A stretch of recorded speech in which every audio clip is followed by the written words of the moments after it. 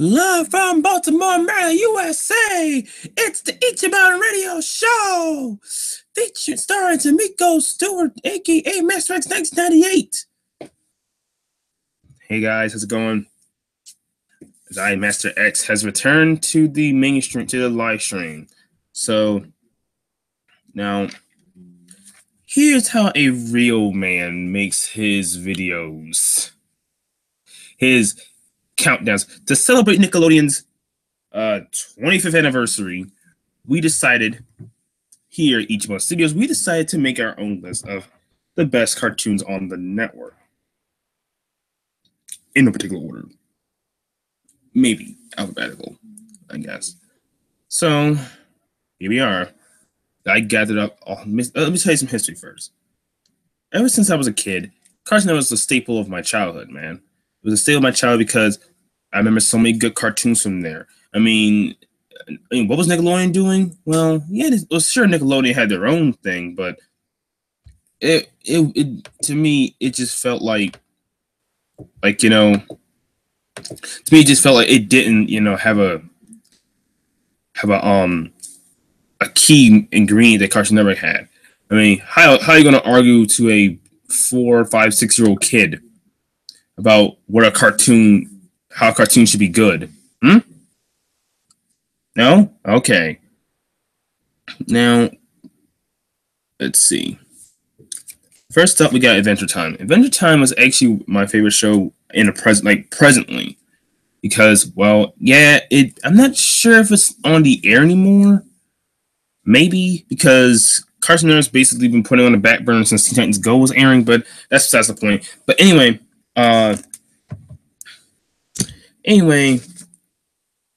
basically, the reason why I like the show is because, I'm an adventurer. I like going on adventures and just also having a dog companion kind of adds to the uniqueness of it, So, and also I heard Adventure Time might be ending this year or next year, so I hope Cartoon Network do the right thing with this one. Next up, we got The Amazing World Gumball, which is still on the air as of this recording. So, right now, basically, I think The Amazing World Gumball is basically the second or third highest rated show on Cartoon Network at this point. It's always been third behind Adventure Time regular show before it. So, yeah, the reason why I like the show is because the art styles. It's very different. Where one half you have anime, one half you have traditional cartoons. You got puppets. You got CGI. You got one that looks like the mouth from those public access shows. So basically, that's why I like the show. So I feel like if you can make pieces of animation, just if you can put all the animation styles into one show and let them coexist, that guy, people who made it are freaking geniuses. Now, Ben 10. Mostly, I'm gonna go with the original Ben 10 release and Ben 10 Alien Force. Because Ultimate Alien, it was okay. Also, didn't like Omniverse, so I basically am cool with Ben 10. Basically, okay, so imagine 10 freaking, imagine a watch. Somehow you can't get it off, but different aliens in that watch. See, I always wanted to do that because I want to see how it works. I want to see how we can have all the powers like heat blast and forearms and diamond head in them. Some of those are my favorites anyway, but you get the picture. Yeah, Alien Force is also the same way. I mean, basically like the Shippuden of the Ben 10 universe, so the Ben 10 series. So good for them. And it was and Ben 10 Alien Force was one of the last shows to be aired on when Toonami was still on Cartoon Network and not Adult Swim, which is no big deal. Tsunami was getting kind of stale on Cartoon Network anyway, and maybe Adult Swim gave them the shakeup they deserved. Sorry about that, guys. I'm okay. Now, next one is the Powerpuff Girls. Well, not the one you think. I'm thinking of the 1998 version, the one that I grew up with, not the stupid 2016 one that basically put a bad taste in a lot of people's mouths. I can imagine Craig McCracken basically saying, "What the fuck is this shit on the TV? This is not the show I made. Cartoon Network fucked me in the ass," and basically said, "They said we're gonna make the show, but with A, without you, and B, none of the voice actors, most of the original voice actors are gone, and C,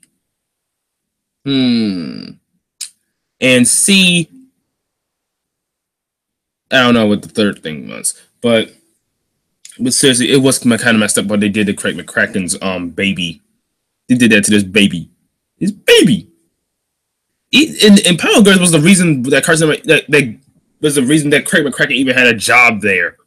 And you're just gonna throw his work under the bus and make it seem like it's so terrible, man. That's why I prefer the 1998 version, because one, action packed. Two, it has more of like a even though like it's basically what's unexpected is that they're girls in kindergarten, which really, oh god, I see all the Route 34 content. Oh my god, no, this scope was something else, okay? Courage Cowley Dog. This one, don't get mad, but this show actually, well, I try to get used to the show. I mean, I did get used to it later on, but when I was younger, this shit scared the hell out of me. But my older brother liked it. My older brother liked the show more than I did, but I gave it a chance when it was airing on reruns back in 02, going on 03. So I'm glad I did. Gave it a chance, and hey, and it became one of my favorite shows. Scary and funny. That's what I like. That's what I like. That's what I like. Scary and funny. Make that happen, Cartoon Network. Make another show like that. Just don't have it dumbed down like the other one. Now we have Camp Lazlo. Yes, this show basically, yes, I know this show looks like Rocko's Modern Life, but hey, Camp Lazlo was like, basically, it showed you like what summer camp looks like without you ever having to leave the house. And that's what a few years ago. I really like the show. I like the show because summer camp. I mean, and also watching on a summer afternoon. Yeah, it kind of takes you back. But for some reason, YouTube. I keep hearing YouTube footage of it is quite sparse. For some reason, even though it's been aired from 2005 to 2008. So I don't know. Do something with that. Clarence. Let's see. Clarence. Well, I have nothing to say about it. I don't really have anything to say about it. Even though I haven't seen the show in a while, I guess it had a pretty good premise. It's a pretty good show. You know, it's okay show. I mean, I can see it as an honorable mention in this countdown. It's not a countdown on this list, so I don't care. Codename Kids Next Door. Oh my god, Codename Kids Next Door was a staple of my childhood growing up. Growing up in the 2000s, like in a post 9/11 era of time, as you see. And man, like imagine being a kid, fighting adulthood, basically fighting for like, for one example, fighting for you can have sweets at dinner time, or the dangers of homework. I'm using air quotes, and I'm not sure if this was actual episodes ideas, but hey, work what you give me. So imagine that, and then being decommissioned by the time you reach 13. But I seen some cases where you actually can still be recommissioned even after you turn 13, but that's the point. Um, I like the show because like it's like if like being I guess being an operative is fun. I mean you get to hang out, you get to man, I can't words can't express that. Words can't express a show like this because this was a childhood staple of mine, and I hope Cartoon Network if Galactic Kids fuck if Galactic Kids Next Door airs, please Cartoon Network don't mess this up. Please don't mess this up, Cartoon Network. Do the right thing. Now we go to Dexter's Laboratory. We going back to the 90s with this one. So yeah, Dexter's Laboratory is also a staple of my childhood growing up. I remember Cartoon Fridays, man. I'm of the only generation to know Cartoon Fridays, and that back when Friday nights and Saturday mornings were the good times to actually watch cartoons, man. One, Friday nights, no school. Saturday nights, you can just no school. Just eat some cereal and watch some TV and just do whatever. So Dexter's Lab basically, yeah, to me basically, like, yeah, man, that's like imagine having your own lab. That'll be freaking cool, wouldn't it? You know? Well, except the fact that your older sibling might try to destroy your shit every episode, and that's kind of annoying. But I don't know. I don't care. Ed and Eddie. This is also a staple of my childhood. So, um, and the show is basically the longest running show on Cartoon Network. It was the longest running show on Cartoon Network for 10 years. So, the series finale was pretty good. It was awesome. It ended on a high note, and like imagine in the summertime, basically just it just reminds me of a time where summer vacation was when I was a kid. Summer vacation was like the best day ever. Like every summer, man, it was like you could just do whatever. Like you can just like hang out with friends, chill, watch TV. When TV was actually meant something back when TV was actually cool. Well, yeah, before YouTube took over, but you know, now we're going to the Flintstones. There you go. Damn it. There you go.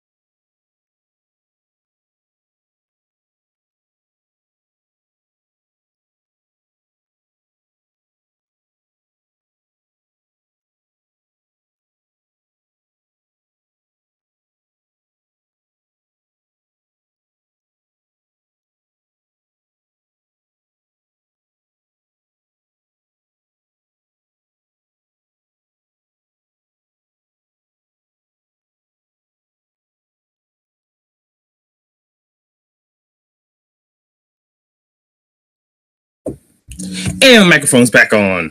Sorry about that, guys. I had to do something real quick. Now, back to the Flintstones, okay? See, basically, when I was younger, well, this was back when Boomerang actually meant something.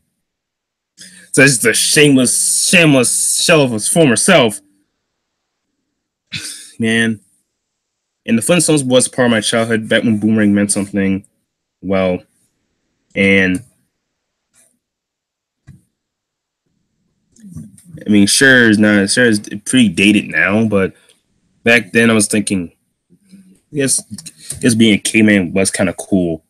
So this is an honorable mention. And I'm sure Boomerang is going to be an honorable mention throughout this entire video because Boomerang is dead to me now. Sorry. And Adult Swim is its own different creature of its own. That's why it's not on the list. Foster's Home for Imaginary Friends. Foster's Home for Imaginary Friends was basically, another part of my childhood. Like, imagine having an imaginary friend, but when your parents say, your mother say that you're getting too old for him or her. Imaginary friend could be either gender or no gender. It happens, but because your mother say you're getting too old for an imaginary friend, then you go to, then this imaginary friend gets puffed. Like, sure, it's hard to say goodbye to a childhood friend. Like, it's like saying goodbye to a childhood friend, like, or losing a loved one. It's like it's hard to say goodbye, but you have to. It's a sign of growing up, sign of maturity. So you take this imaginary friend to this house where it's like a retirement home for imaginary friends. That's basically what it is, or a foster home until then another kid picks them up for adoption, and the cycle continues. So that's just like, so basically it's kind of cool. Basically, that show basically is most of these shows. The reason why they're my favorites because they're basically it's childhood experience, I guess. Now, Generator Rex was a pretty good show. I think it would have been longer had Cartoon Network didn't jump the shark after, I think, the second season. I don't know. I don't know. I don't work for them. It's just me. I will tell you that Generator Rex was a good show. Generator Rex was a good show, and Cartoon Network kind of messed it up by canceling it after the second season, or first or second season.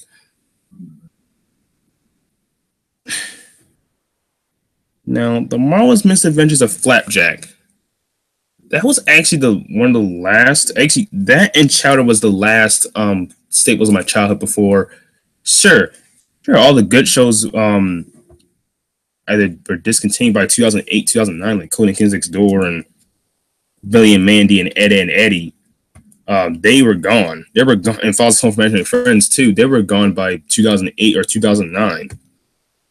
But Flapjack and Chowder were basically the final two for middle school. Because I was in middle school during this time. I was in fifth grade. It was fifth grade or sixth grade during this time. Yeah, sixth grade. And basically seeing real was a thing. People didn't like it. Cartoon Network got rid of it. Flapjack and Chowder were the final two. So yes, Flapjack and Chowder is gonna be actually. I'm gonna talk about both. Basically, Flapjack was funny yet creepy at the same time. So as Chowder had his moments of being creepy, but it's more funny and more magical realism, you can say. But imagine could be able to cook. I like cooking just as much as the next person, but damn, Chowder I would not have Chowder as my freaking assistant. So he keeps eating every damn thing. So okay, so that's why I gave Flapjack and Chowder. Basically, I talk about them simultaneously at the same time. So I don't need to explain Chowder on the last one. Now the Grand Adventures of Billy and Mandy to me. The Grand Adventures of Billy and Mandy was also a staple of my childhood because imagine death of all people. Death just basically comes for you, your soul, but you beat him in a freaking game of Limbo or something to that effect. Then becomes your best friend forever. I don't think that's physically possible, but hey, when I was a kid, I didn't care about logic. Logic was for pussies. Yeah. So yeah, this was a staple of my childhood. A staple of my childhood that will never ever die. Get it? Because one of the main characters is the Grim Reaper, I guess. I don't know. I don't know. I don't know. It's late. I'm lazy. You come up with something. Now, some of you guys might not like this one. This next one I'm going to talk about. Hi Hi Puffy Yami Yumi. Okay, so yes, it's named after the Japanese rock duo. I'm not sure they're rock or J-pop. They mentioned rock stars. It's wait, no, wait, yeah, I heard it actually just both. So I'm not gonna say anything about that. But another cornerstone of my childhood because, well, one, Puffy Yami Yumi was the the people behind the Teen Titans theme song, which is very memorable. And Teen Titans will actually be mentioned later in the list. And also rumor has that Puffy Yami Yumi's songs were sort of airing on Cartoon Network airing and programming during the show's existence.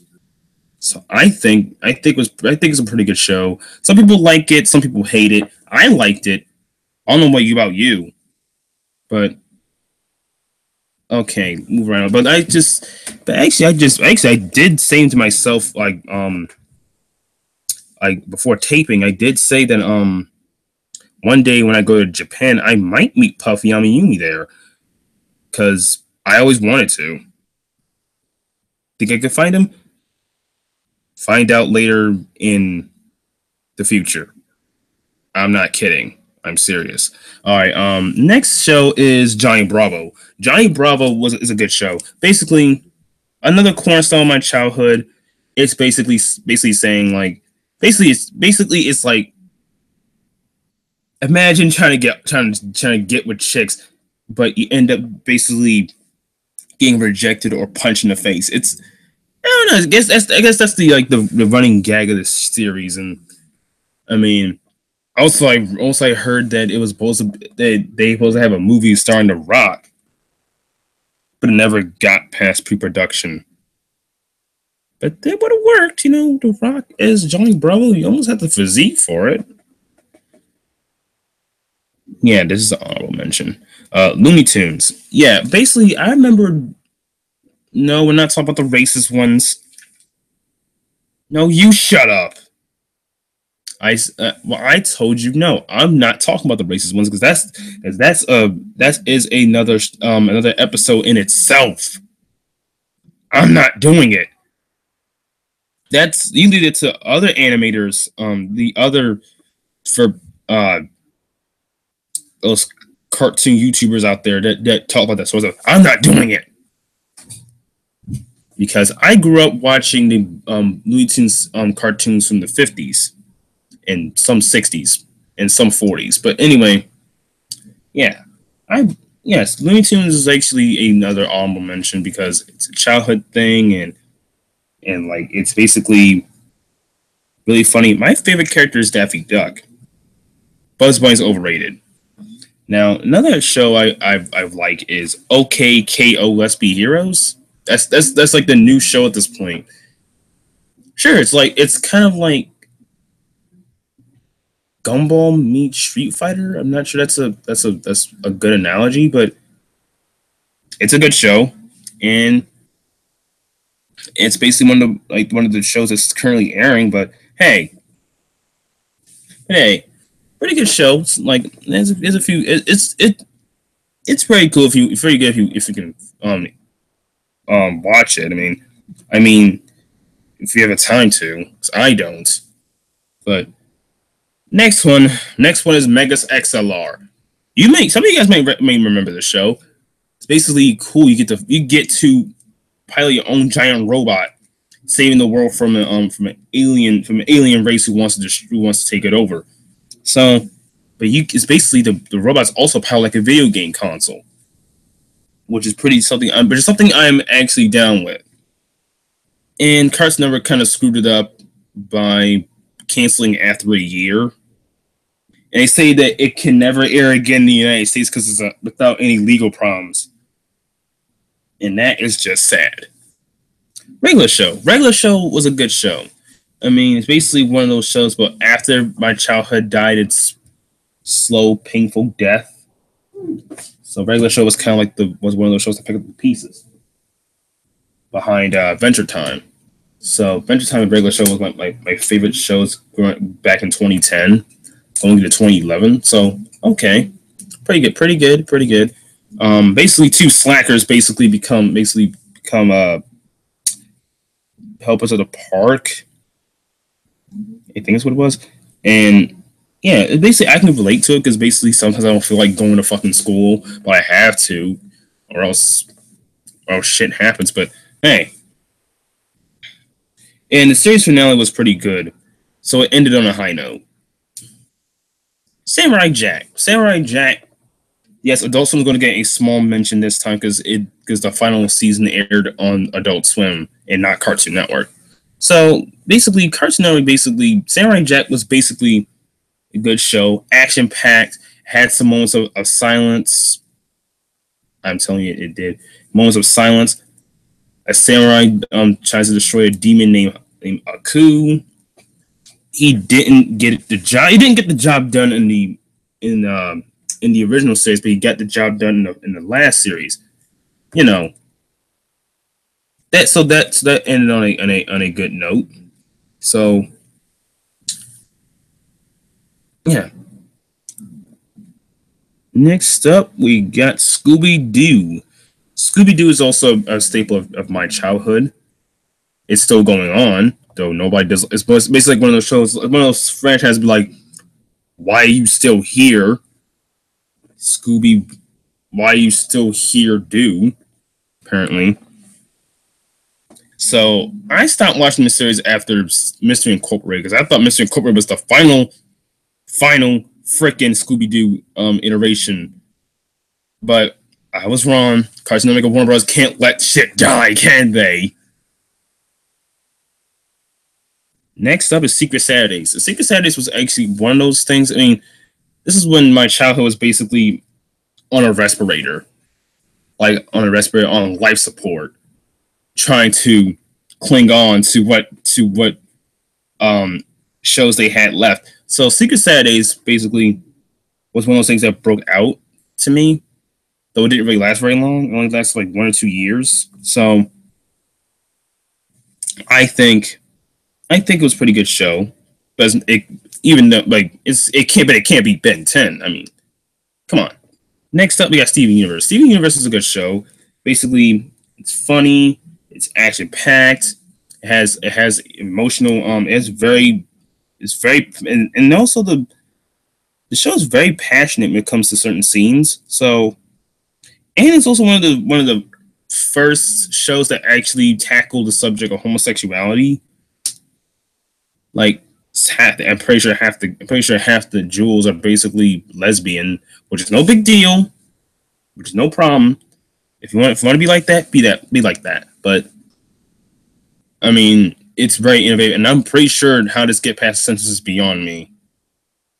Next up, we got Wacky Races. Wacky Races was a show from Boomerang, and this probably is one of the last mentionings of Boomerang on this list. But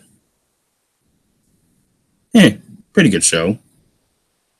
Tom and Jerry. Tom and Jerry will always be a staple of my childhood because it's been a staple of my childhood for years, and it has been on Aaron Cartoon Network since its inception in 1992. So yeah, cat and mouse, get into shenanigans, have a ball because it's that good. And now the last one on this list I'm going to tell you about is Teen Titans. Yes, the original Teen Titans, not the Teen Titans Go. I'm not talking about Teen Titans Go. That show is not my concern. Okay. The theme song is good. The action's good. The characters are good. The plot development is very good. And the series ending on a high note, which is the Trouble in Tokyo movie. So I'm just gonna say all of it's good. This has been Master X in 1998. Master X 1998. Follow me on Twitter, and Go also donate to my GoFundMe page. Help me reach a couple dollars. Help me reach $1,000 so we can so help your boy go to Japan. Help me reach 1,000 followers on Twitter, man, and subscribe to on YouTube. Subscribe to Master X 978 on YouTube. That's me. Subscribe to me on YouTube. Help me reach a 1 million subscribers. Help me reach 1 million subscribers, and also follow me on what else? Also, go check out my ASMR channel. I'm gonna make a new video for that channel tomorrow night. So be prepared because I got something new. Got something new for you guys. So ASMR channel, Twitter, YouTube, you know the rest. I don't need to explain no more. This is Master X signing off.